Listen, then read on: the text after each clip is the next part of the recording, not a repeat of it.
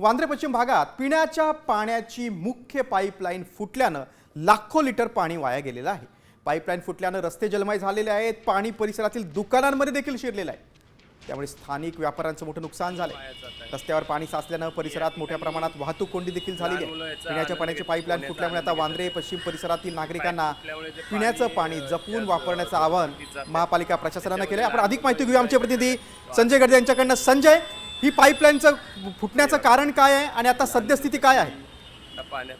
नक्कीच मागील अर्धा तासापूर्वी मुंबईच्या वांद्रे पश्चिमेकडील जे लकी जंक्शन आहे त्या परिसरामध्ये रस्त्याखालून असणारी पिण्याच्या पाण्याची पाईपलाईन जी ती फुटलेली आहे आणि यामुळे कुठेतरी लाखो लिटर पाणी संपूर्ण रस्ते परिसरामध्ये अगदी वांद्रे स्टेशन परिसरामध्ये पाणी गेलेलं आहे। त्या ठिकाणी असणारे जे अनेक व्यावसायिक गाळ्या ह्या गाळ्यांमध्ये देखील पाणी शिरलेलं आहे आणि यामुळे त्या व्यापाऱ्यांचं देखील मोठ्या प्रमाणावर नुकसान झालेलं आहे। महापालिकेच्या जलविभागाचे अभियंते देखील आता घटनास्थळी दाखल झाले आहेत। मात्र ही पाईपलाईन नेमकी कशामुळे फुटली याचा तपास जो आहे तो नेमकं खोदकाम केल्यानंतर त्या ठिकाणी माहिती पडेलच। मात्र ऐन उन्हाळ्यामध्ये संजय, तुम्ही सविस्तर माहिती दिली त्याबद्दल धन्यवाद। वांद्रे परिसरामध्ये ही पाईपलाईन फुटून कशा प्रकारे सगळ्या परिसरात मोठ्या प्रमाणात पाणी साचलं ते आपण बघतोय।